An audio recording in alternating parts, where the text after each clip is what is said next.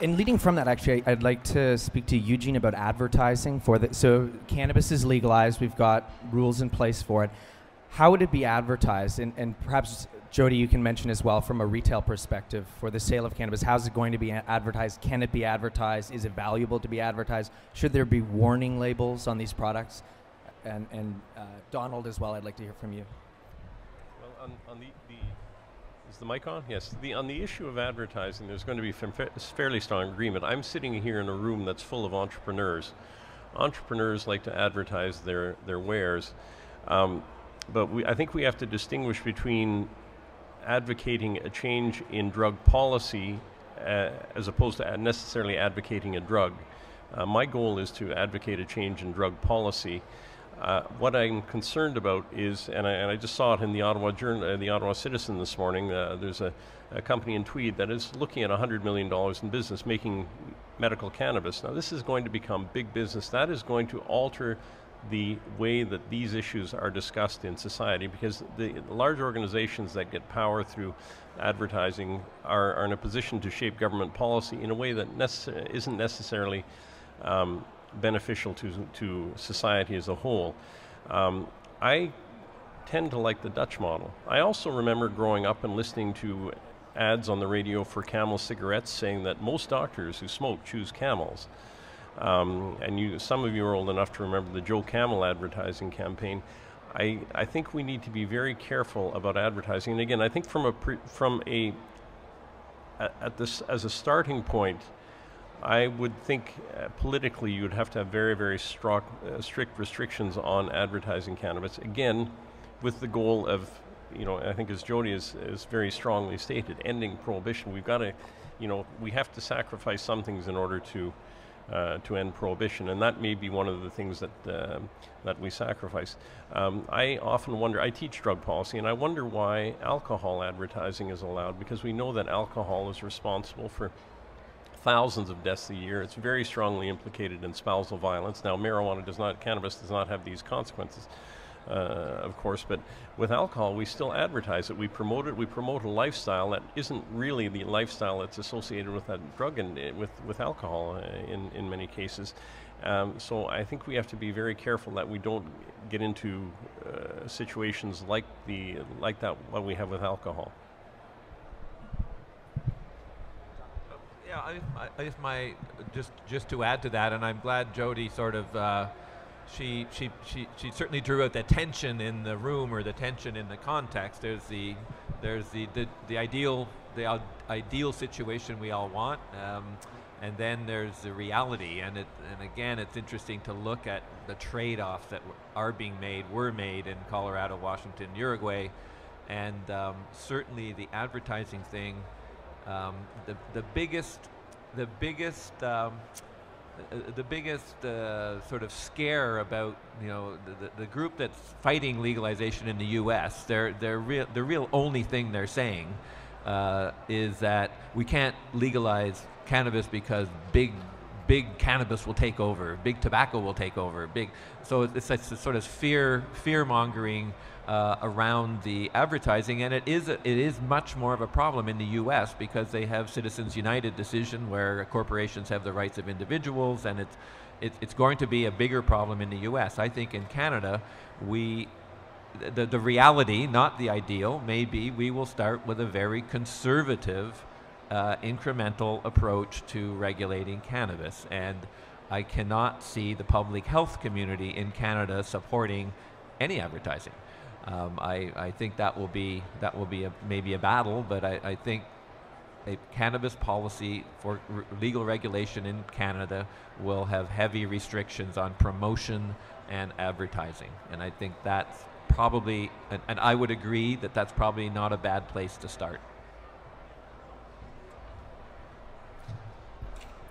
If anyone else wants to chime in, there's a lot of money to be made in the marijuana industry, and some people don't even need to touch marijuana. We have advertising opportunities. When you go to a liquor store, you'll be blown away by the hundreds of thousands of labels that have been designed, the ads, the colors. They do print advertising. There's a lot of jobs out there that can come with the commercial market of marijuana. We can also have advertising on a big scale, like if you want to look at the booze model, I know we hate comparing it, but you've got big mass production breweries. You got Coors, Molson's, all those guys. But if you want, you can go and get Granville Island Brewery. You can go down to a little brewery down in, I'm sure on, I don't know, Queen or one of your hip areas here in Toronto. You can find all sorts of fancy little unique things, or you can find the big mass-produced things, and everybody can find somewhere they're more comfortable. The market is there for all the opportunities of being offered. Some people want to get a high-grade bud. Some people want to buy a big pack for $12 like you would with a bunch of beer. People have different standards and desires. When it comes to advertising, well, look at booze. It's been over-advertised, obviously, a substance that causes rape, assault, murder every single day, death, disease, and finances political parties every single day. And events like this, even $10 you want to get a beer, go ahead, just don't go rape anybody. But, you know, marijuana obviously will not cause harm. I don't think advertising it too much will cause any problems besides kids getting a little high, greening out, puking, throwing up, going to sleep, and then waking up and going, oh man, I'm not going to eat a cookie like that again. But when it comes to advertising, why not advertise? Why not let it be out there too? I believe in the free market, but there is a limit when you have people saying, oh, this is going to get you really messed up. There's another word for that, but you know. So real market, the real world, it's not going to happen. They're not going to allow a bunch of pot leaves all over. Everybody's uncomfortable about that. But meanwhile, you get to see all the advertisements about how to get women's panties off with a big glass of booze. And until we change that, you know, it's going to be a problem. But I know Donald has often shown a nice graph where there's one side of complete restriction and one side of complete openness. Alcohol right now is a little too excessively promoted, too openly shared, too hyped up. We should move that a little bit back, cut back on the advertising, make sure that the kids watching sports aren't told that they should drink Crown Royale right after they shoot some hoops or whatever they do. I mean, it's alcohol is a dangerous drug. Marijuana is safer, and I wish our advertising campaign could just be safer. Marijuana is a safer choice. But until we get some progress in Canada, advertising is something we won't be thinking about for a while, I think.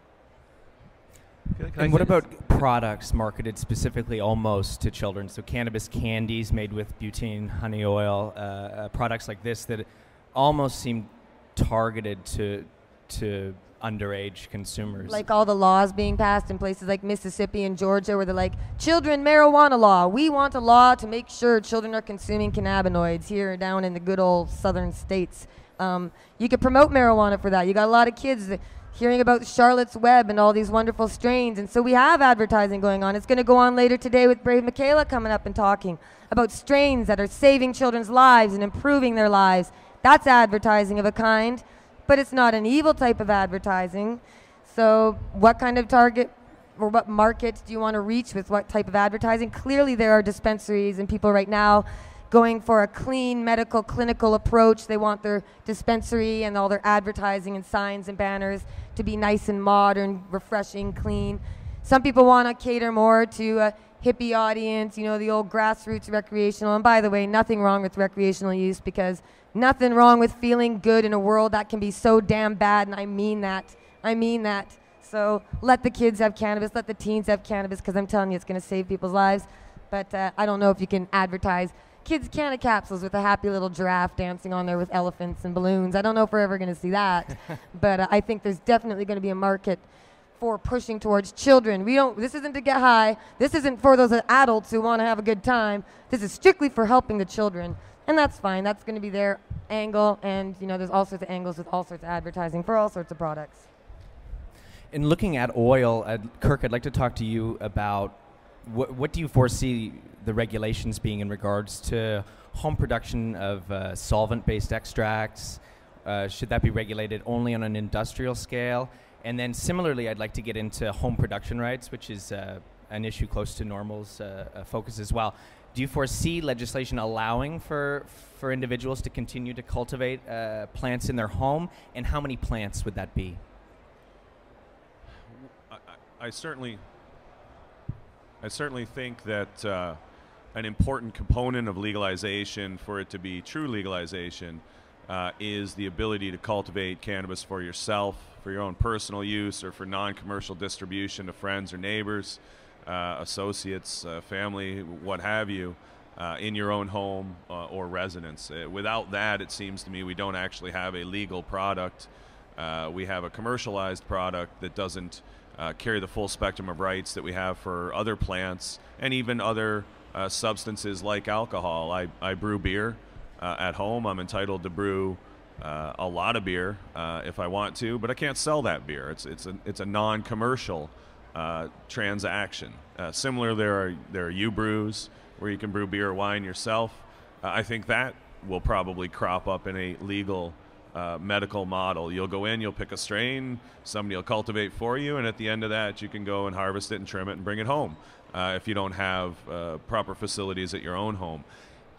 You know, the issue of regulation of that kind of activity and home production of things like BHO is difficult because it's not the kind of issue that you can properly, in my view, legislate or regulate at the federal level if the product's legal. It's really a provincial and then delegated down to the municipalities issue when you talk about engaging in what may be potentially unsafe activities in one's home. Those are typically regulated through zoning and use regulations at the municipal level. And so I would be shocked if we had sort of a countrywide approach to the home production of things like BHO or other solvents. Probably say, look, you can extract the cannabinoids from the cannabis plant in a manner that gives you a very pure product. It doesn't involve the use of any solvents other than either water or sifting through a screen. So you may, in a legal future, there may not be a tremendous amount of demand for things like BHO if the pricing and the ability to make non-solvent-based extracts becomes more widespread. On the other hand, you know, there is already, and I argued this in Smith when the Crown said, look, if you do what Tousaw says, it's crazy. You're basically going to legalize these crazy butane labs, and apartments and houses all over Canada will start blowing up. People are going to burn themselves and burn down apartment blocks, and it's just going to be utter chaos. And my response to that was, there's a section of the Criminal Code of Canada that prohibits the creation of a dangerous condition that poses a substantial risk of harm to others. That already exists. That's already unlawful. And if that is being violated, then people can be prosecuted for doing that, whether or not they're making BHO or using an arc welder in their garage. I mean, you can't create unsafe conditions to your neighborhood. It's similar to the issue of impairment. People say, well, in a legal future, what about impaired driving with cannabis? Don't we need laws? Well, impaired driving's unlawful. We don't need another law making it just as unlawful to be impaired while driving under the influence of cannabis. The laws already exist to deal with some of these issues. It's just a matter of applying them, which will happen in a non-prohibition context, in my view. Eugene, I'd like to hear from you. Well, I just wanted to add to something that Kirk said, and that's the once we get rid of the criminal law, then a lot of the regulatory responsibility is going to be handled through the provinces and the municipalities, and that's going to give us a lot more flexibility to try different models within the country. Just as in the United States, we've got different states, looking at different models for regulating cannabis, or for decriminalizing or legalizing, or introducing medical cannabis programs. So I think we have, again, going back to this notion of flexibility, this will give us much more flexibility. And I also agree very much with what Kirk is saying. There are laws that exist. If you're creating dangerous conditions, causing a danger for your neighbor, it doesn't matter what the source of that danger, whether it be producing cannabis or producing alcohol or storing 75 or 100 butane tanks in your basement. There are laws that can protect against that already. We don't, much of the discussion about that is really, or much of the worry that's being raised by people about these sorts of things happening is really fear-mongering, because that's not going to change. It's still going to be an offense to drive while you're impaired. It's still going to be an offense to put the lives of other people in danger through criminal negligence. And Donald, could you speak to this from a public health perspective, looking at currently the argument generally is fire and toxic mold are the big dangers with home growing. Do you see that as from a public health and policy perspective? Is that a danger, or is that? Well, I think it is a problem. Even given what Kirk and Eugene have said, ability, if you're going to allow a certain kind of use within the home, like agriculture, it could,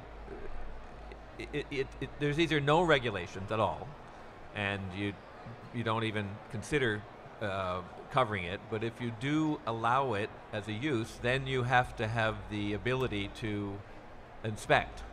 And that's, for the home grow, I think from a municipality point of view, the home grow issue, to get traction with that as something that should happen, and I think it should happen, you'll have to convince people that it's actually doable, that municipalities don't have unlimited numbers of inspection staff, and they have a lot of really bad places already to inspect that have nothing to do with drugs or drug markets. So for that to be a palatable kind of regulatory option, there's got to be a good sort of body of evidence that other municipalities, I think San Francisco has some municipal regulations around that. Someone from the Compassion Club in Vancouver was going to get me some of that stuff. But to sort of show some precedence, it's not the end of the world. The sky's not going to fall. This can be done, and there will be problems. And how are you going to address those problems? Eugene and Jodie, if we have legal cannabis, how do people buy it? Looking at it from a retail and from a public policy perspective. I guarantee people will keep buying it the way they always have. Marijuana has been available in every form of prohibition, from where you get your head chopped off in front of public to, USA, anywhere. People will buy it however they buy it. I don't know how it's going to go. It's going to be different in every place, and the models are going to change, so we'll see a lot of different models. I mean, one of the models that can work is the LCBO type model that we have here in Ontario. My students can get alcohol illegally, but almost none of them do, because they can go down to the LCBO and get a legal supply of it. So it's going to be a licensed, probably sales by licensed producers. If you're producing your own and your neighbors come over on Saturday night for dinner and you want to share some with them, that's fine. That's not a sale. But if you're going to be selling to the public, there are going to be some licensing requirements, just as there are for selling coffee in this country. If you're selling a package of coffee, you have to have labeling requirements. It has to contain coffee. It's going to have labels in French and English. There are going to be some sorts of licensing requirements for the production and sale of these sorts of substances, and that's again, that's quite a reasonable sort of consequence. I think there's some value in having some attempts at quality control in the production of this. And do you see the Food and Drugs Act, if it's written pursuant to the Food and Drugs Act, do you see that legislation being sufficient, or are there new rules we need based on the specific unique qualities of the cannabis plant? I don't think I would be the best person to discuss that. I mean, a lot of this is really going to be something that we do by trial and error, and that's why we need flexibility in the policies right now. Do we, as Donald says, are we going to encounter problems with people's homes with mold or whatever? Is that going to be taken care of by the fact that they're not going to be able to sell their houses as easily, or are we going to need inspectors to go in? I think that's something. Those are the sorts of questions that are going to be evolved as we get experience with whatever scheme we choose. Okay. And the interesting thing about where that evolution will take place is that it's going to, because of the way our laws are set up in Canada and the different areas of jurisdiction, is that things like inspections or requirements for growing in one's own home are going to be dealt with at a municipal level or not dealt with at a municipal level. I mean, there's thousands of municipalities and local governments across Canada, and they are the ones that are tasked with doing things like zoning and use restrictions in people's residential or non-residential properties. And so once we can get over the hump of taking cannabis out of the Controlled Drugs and Substances Act and not making it an unlawful activity to produce, consume, possess, distribute cannabis, then we're going to see a lot of different models and experimentation occurring across Canada in different jurisdictions. Different provinces will likely regulate the sale of cannabis in different ways, just like alcohol is regulated in different ways in different provinces. And even within provinces, different types of alcohol are regulated in different ways, whether it be hard liquor, beer and wine, vineyards, and those kinds of things. So really the hurdle is to get it into the hands of provinces and municipalities as a jurisdictional issue, and then allow those places to respond to the localized concerns of their constituents.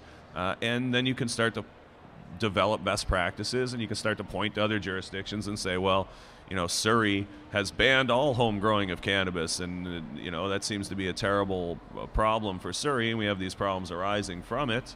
But right next door, a different municipality has imposed reasonable restrictions. You just have to file perhaps a permit, and you're doing it, and you have to get an electrical inspection because you've modified the electricity in your home. Well, you have to do that anyway. I mean, under current zoning restrictions, if you go into your house and wire your garage up to use as a welding shop, you got to go get a permit in most municipalities to do that kind of work. I don't see why it would be any different for those kinds of modifications for cannabis. On the other hand, you don't need to get a permit to have a house plant sitting in your living room. You don't need to get a permit to plant plants in your garden outside. So why would you need special permitting to do those kinds of things for cannabis? And I think we'll see a variety of places do it in a variety of different ways, and that's great. That's how you learn how to do things the right way. I just wanted to, yeah, I think a lot of the innovation, as we have seen in drug policy, it does come from the local level. And if you think of what's going on in Colorado, it's very much innovation at the county level. Of the 300 and some odd counties in Colorado, when I was there in the fall, only I think 21 or 31 had opted in to recreational cannabis.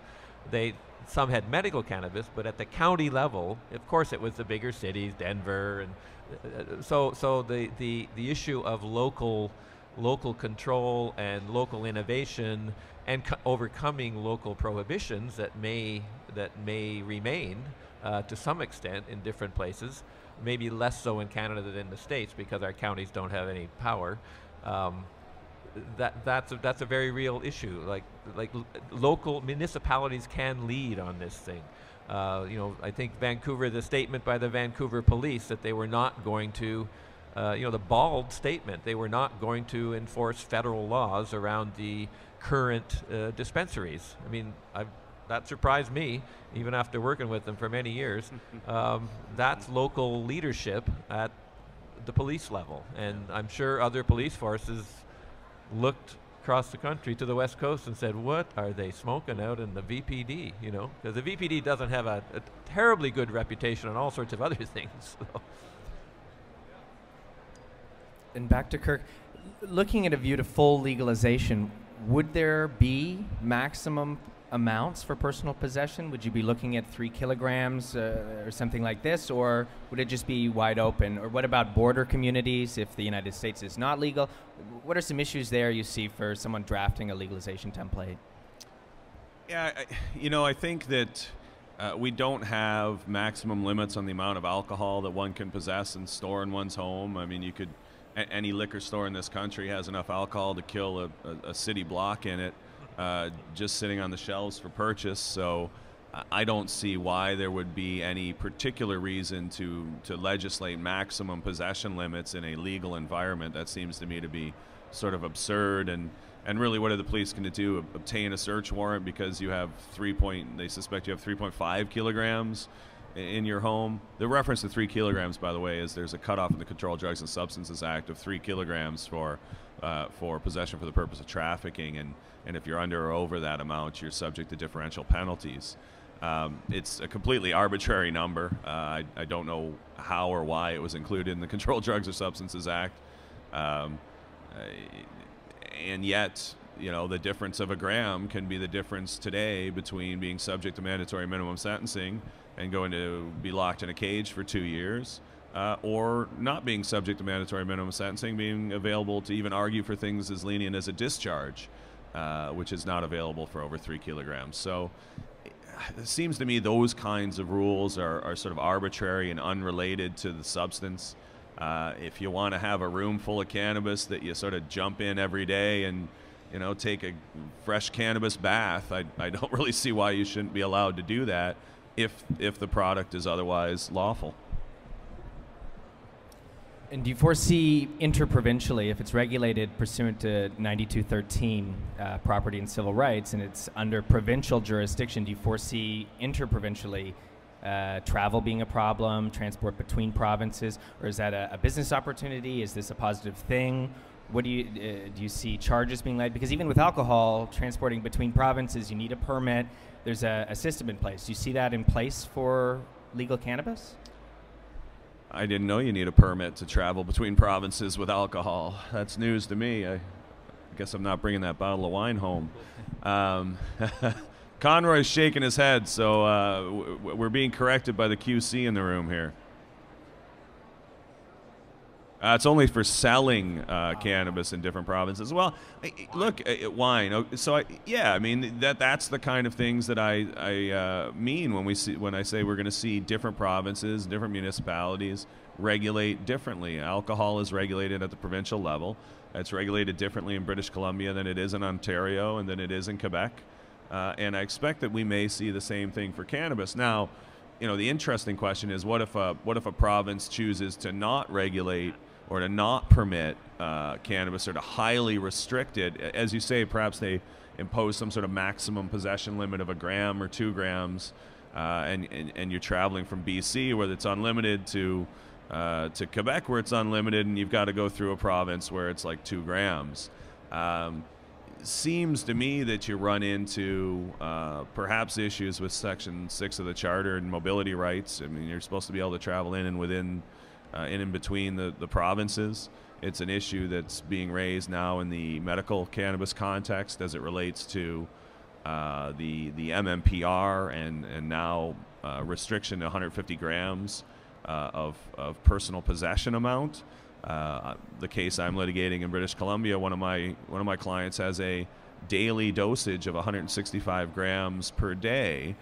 And we're amending our statement of claim to say that his Section 6 mobility rights are infringed by that restriction because he is essentially prohibited from traveling with his medicine. I mean, he's got to go back to his house twice a day to simply re-up his daily dosage, much less going to visit family in Alberta. It's simply impossible for him with that 150 gram maximum limit. So, it's one of these issues that will be teased out once we get over the big hump, and the big hump is removing cannabis from the Controlled Drugs and Substances Act.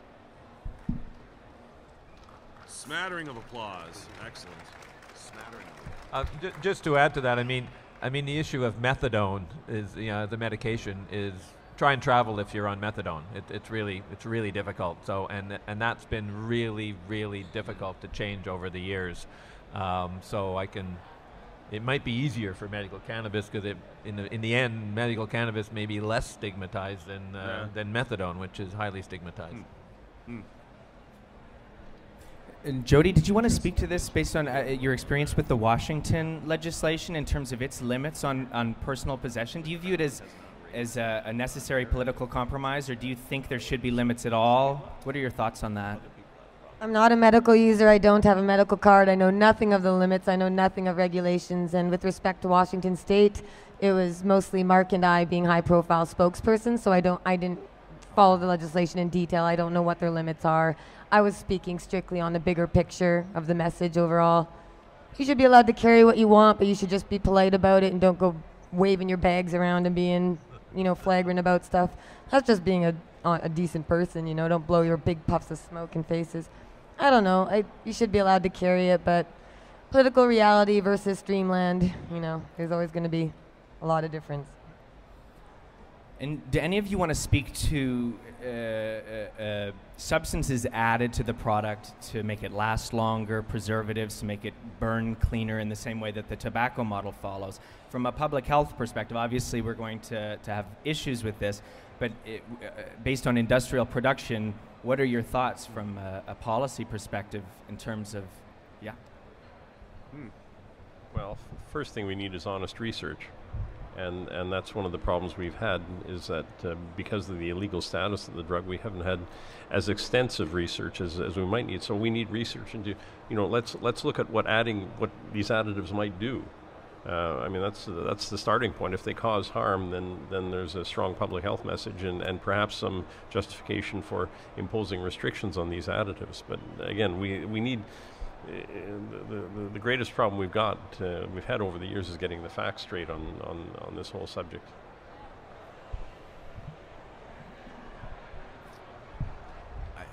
You know, you look around this room and wander around these hallways and talk to people, and you realize there's a tremendous amount of very high quality cannabis flowers, cannabis resin, cannabis extracts, and cannabis derived products out there right now. And you've seen a lot of it over the last couple of days. And it strikes me that the consumer market, I mean, I think it's a market question, really. Do people want those things, and are those things necessary? I think with the development of the cannabis industry to this juncture, I don't think you need those kinds of things, and I don't necessarily think people are going to respond to, in a market sense, buying cannabis with preservatives or additives or any of these kinds of things that degrade from the quality of the starting material. So philosophically, sort of from a regulatory perspective, you know, as long as safety is your watchword, you know, if you want a cannabis that's flavored like cotton candy or something like that with a non-toxic flavoring agent, yeah, sure, people will sell it. I think it's kind of disgusting, but you know, if you want that, why don't you just breed cannabis until it tastes like cotton candy, and then you've got a nice clean product that fulfills the market demand. But in terms of a sort of regulatory approach, if it's not harmful, well, then in a legal industry, you should be allowed to do it. Well, it goes with any product out there. If you want coffee that's organic, fair trade, shade grown, you know, you can get it. But if you want to go to 7-Eleven and get whatever their beans are or wherever they're from, you can get that too. That goes for alcohol and even cigarettes. There are some people who only smoke, I think, American Spirit. That's natural or something different about it. Or you can go buy regular, most toxic cigarettes there are with the cheapest tobacco and a bit of menthol flavor. The consumers decide. In the free market, the consumers decide. That's why you see a lot of gluten-free stuff and organic food. Because the people want it, and business offers what people want. There's no sin in that. They also offer things people don't want, but people don't buy it, and then it goes out. So with marijuana, there are a lot of people out there who want to get that BHO or shatter or earwax or cookie dough or whatever the heck you got names for it, cheese or I don't know what it is now. You guys got so much different stuff, and a lot of people consume those dabs, and they know there's butane in it. They don't care, but they won't mind hitting some of that pure dry sift THC either. You know, they don't mind about that. People will buy what they want to. They can buy cheap, crappy beer, or they can buy the finest beer there is. And let them choose. The market will provide. There'll definitely be more mass-produced, flavored, novelty pot out there, but it'll disappear in a fad like clear rolling papers and like a lot of different things. They come, they go. Some people like it, some people stick with it, but in terms of the mass market, you're mostly going to have kind of mediocre product, but there's still a big market in the high-end connoisseur, the type of people who won't dare drink a $5 bottle of wine because they've got a cellar at home with nothing less than 200 in it. You know, there's a huge range in the market, but the market will provide to those who want whatever they want. Donald? Well, I think you know, this is the tension between the public health model and the let the market decide model, and that's going to exist, and I think both Jodie and I acknowledge that. And, you know, but there's a growing. You use alcohol, like there's shitty alcohol out there, and there's alcohol advertising out there, and there's tobacco advertising out there, and all that sort of stuff. So there should be cannabis advertising out there. They're different products. There are different risks. There's different health risks. There's different benefits, and you know there's going to be a regulatory system that developed for cannabis, and hopefully we will learn from the mistakes. And I think the free market did not do well for the public good with tobacco. Big tobacco lied, cheated, clawed their ways to billions of dollars and caused a lot of harm because the regulatory framework was non-existent, was there's no science. There's all sorts of reasons why big tobacco got away with what they did. Half of us would be smoking in this room tobacco 30, 40 years ago. There'd be ashtrays everywhere, all over the tables. And so I think and you can argue whether, that's constrained civil liberties. You have to go outside in the snow and rain to have a cigarette. But that's where we've arrived at a society. Our social norms around tobacco have been incredibly impacted because of regulation, not just education, not just research, but regulation. And that's the tension that I hear from you, Jodie, is that how do we develop good, positive social norms that maximizes the benefits of cannabis without overdoing it and making it more difficult to get good cannabis and making accessibility not good enough. So there's a real tension there. And I think if bozos come along and add crap to cannabis and try and sell it to a bunch of people, safety is the prime concern. I mean, I agree with Kirk. Cotton candy, fine, whatever. But if it's some toxic, carcinogenic material they're adding so their sales will go up, then that's a problem from a public health point of view.